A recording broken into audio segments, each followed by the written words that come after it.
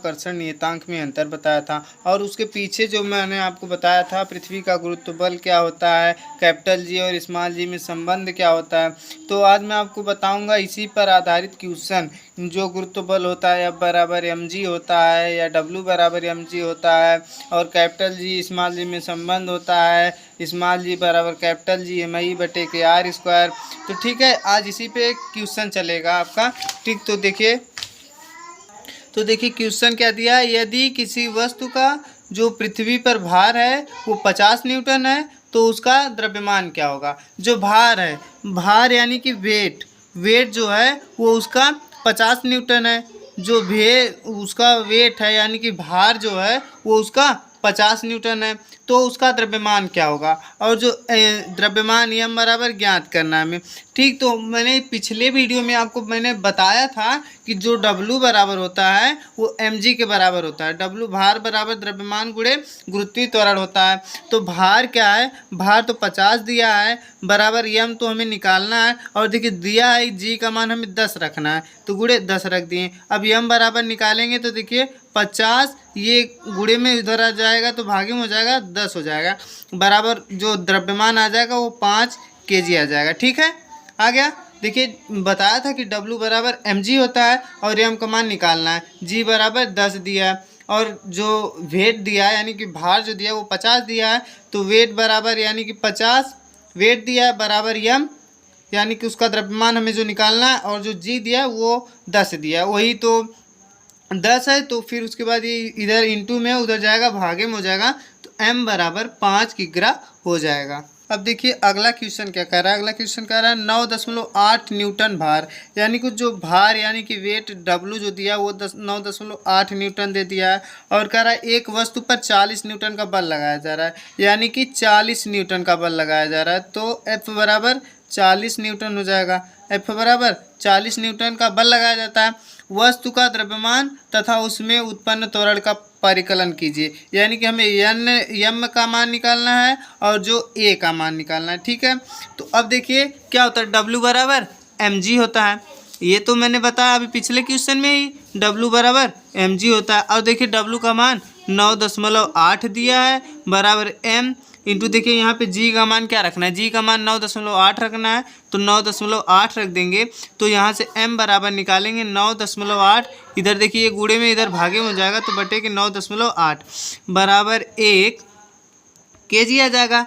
m बराबर जब 1 kg आ जाएगा तो हम जानते हैं कि F बराबर ma होता है। m का मान आ गया, हमारे जो द्रव्यमान का है वो मान मैंने निकाल लिया है। अब देखिए अब निकालना क्या है और क्या कह रहा है, उसमें उत्पन्न त्वरण का परिकलन कीजिए। F बराबर जो होता है ma होता है और F का मान देखिए 40 दिया है। F का मान जब 40 दिया है तो m का मान तो 1 आया है इंटू a, यानी कि जो a बराबर हो जाएगा वो 40 मीटर प्रति सेकेंड स्क्वायर हो जाएगा। a बराबर 40 मीटर प्रति सेकेंड स्क्वायर। ठीक है, अब देखिए अगला क्वेश्चन क्या कह रहा है कि 50 किग्रा द्रव्यमान की एक वस्तु जो भार है, 50 किग्रा द्रव्यमान की एक वस्तु का भार न्यूटन में, यानी कि जो द्रव्यमान दिया है हम इसको न्यूटन में चेंज करेंगे। ठीक, भार न्यूटन में पृथ्वी तथा चंद्रमा पर क्या होगा। अब देखिए पहले हम पृथ्वी के लिए देखते हैं, पृथ्वी के लिए उसका भार क्या होगा। ठीक है, पृथ्वी के लिए उसका भार क्या होगा, तो W बराबर mg होता है, W बराबर mg होता है। और m का मान जो दिया है दे दिया, द्रव्यमान जो 50 दे दिया है। m बराबर देखिए 50 kg दे दिया है, m बराबर 50 kg दे दिया है। तो हमें W बराबर निकालेंगे 50। अब हम जानते हैं कि जो पृथ्वी का गुरुत्वीय त्वरण होता है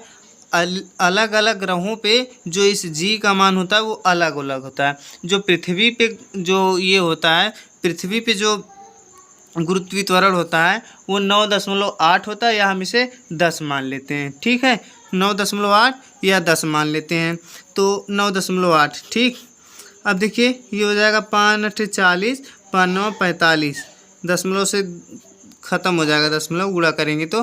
ठीक है, तो ये हो जाएगा 450 न्यूटन, यानी कि पृथ्वी पे जो उस द्रव्यमान का भार होगा वो 450 न्यूटन होगा, 450 न्यूटन होगा। फिर से करें, 5 8 40 0 4 हासिल, 5 9 45 4 49 होता है। ठीक है, 45 4 49 यानी कि 490 न्यूटन, 490 न्यूटन। अब देखिए और कह रहा है कि चंद्रमा पर क्या होगा। ये देखिए बता दे रहा हूँ, उसी से मतलब फिर सारे क्वेश्चन लग जाएंगे। जो पृथ्वी का भार होता है,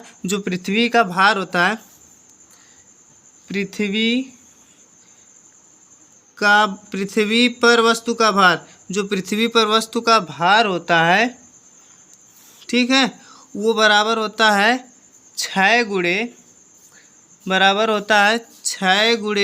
चंद्रमा पर भार, ठीक है, चंद्रमा पर जो भार रहेगा रखा रहेगा, ठीक है। पृथ्वी पर वस्तु का भार कितना दिया है, पृथ्वी पर वस्तु का भार जो दिया है 490 दे दिया है, और चंद्रमा पर भार तो हमें निकालना है। ये देखिए यहाँ पे गुणे में इधर आएगा, भागे में हो जाएगा 6 बराबर चंद्रमा पर वस्तु का भार, ठीक है, चंद्रमा पर वस्तु का भार। तो ये हो जाएगा W बराबर, इसका W1 मान ले रहे हैं, W2 है, ठीक। तो ये हो जाएगा, कितना हो जाएगा 81.67 न्यूटन, ठीक है।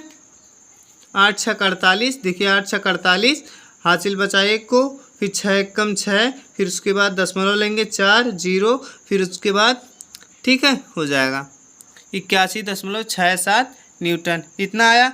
जो पृथ्वी का, बस इतना जानते रहिए कि पृथ्वी पर जो वस्तु का भार होता है वो 6 गुना होता है चंद्रमा पे वस्तु का भार।